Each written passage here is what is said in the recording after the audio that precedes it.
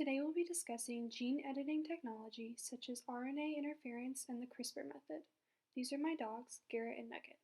They are both the breed Weimaraners. Nugget is the classic gray coloring of the breed, while Garrett has the blue coloring. Garrett wants to compete in dog shows, but he's not allowed to as the American Kennel Association disqualifies the blue-colored Weimaraners from representing the breed. This makes Garrett sad, and he told me that he wishes there could be a way that he could be the gray color, just like Nugget.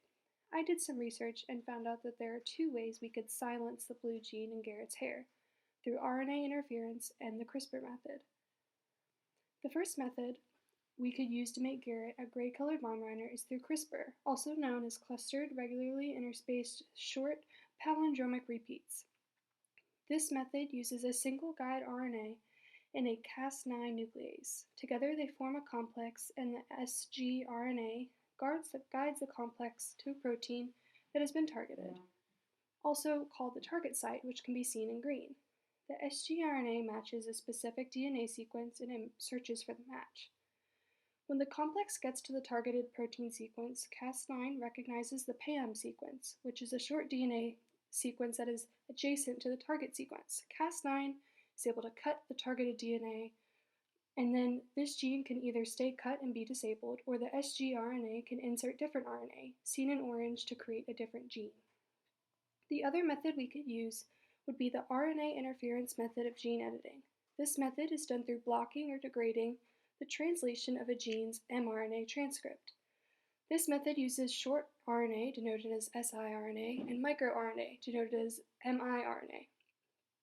RNA interference can use both of these types of RNA together, or it can use one of them separately. siRNA are designed to target mRNA that is complementary to itself and to join to a molecule called RISC, which is an argonuate protein. This complex leads to one strand of DNA being removed, and RISC is able to bind to the strand and destroys the mRNA and leads to RNA degradation. MicroRNA, also used in RNAi, can also bind to RISC, the protein. This complex can be guided through the microRNA to repress mRNAs, which means that translation is inhibited and this certain gene cannot be expressed.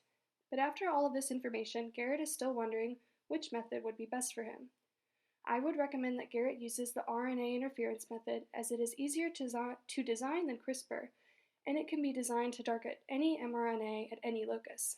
Although the CRISPR method would allow for a complete knockout of the blue coloring gene that he has, and the RNA method could allow for very little expression, I think the RNAi method would be best for Garrett, as it can be done on organisms that are alive and is not fatal.